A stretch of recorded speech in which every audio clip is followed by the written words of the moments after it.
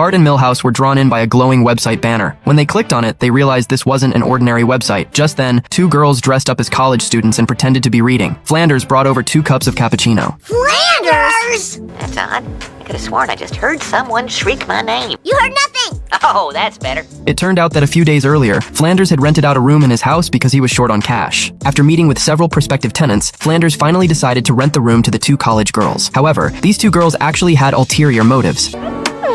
Spank me again with little boy's picture.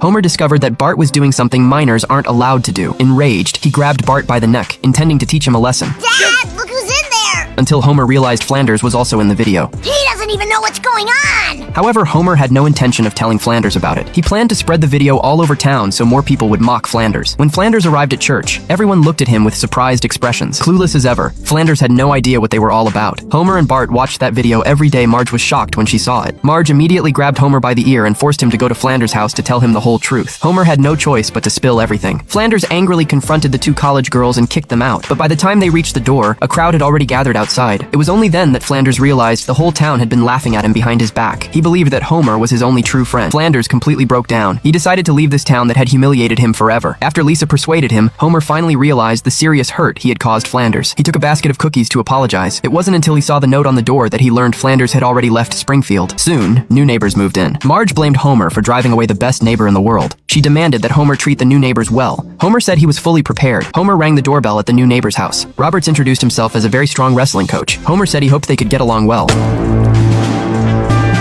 Meanwhile, Flanders arrived in the town known for its humility with his 2 children. Flanders was instantly charmed by the town's friendly and peaceful atmosphere. However, the loud noise Roberts was making scared Maggie into tears. Homer found Roberts and asked him to turn the music down a bit, but Roberts refused, saying he was working out. Meanwhile, Flanders was walking down the street. The townspeople all politely greeted their new neighbor. Flanders felt this town was more wonderful than anywhere else in the world. Even the dogs here were well trained. Flanders went to work at a local factory. His job there was to apply blush to dolls. The manager told Flanders that he needed to shave off his mustache before starting work. Flanders didn't want to accept this demand. But faced with the manager's persistent pleas, Flanders promised he would find a way to resolve the matter. So the manager gave him a mask to wear as a reminder. Back home, Flanders gave up. He believed his mustache had a right to exist. He wanted to be in charge of his own body and life. When Flanders arrived at the factory, he took off the mask, revealing his mustache. Then he went to the park to drink milk as he pleased. Finally, he stood by a vent to dry his mustache. People had had enough and began to threaten Flanders. Homer was watching TV when the power suddenly went out. When he went outside to check, he found Roberts cutting down a tree. He complained that Roberts was preventing him from cooking and watching TV. Instead of apologizing, Roberts began mocking Homer's physique. To make matters worse, he even stole the gas from Homer's car.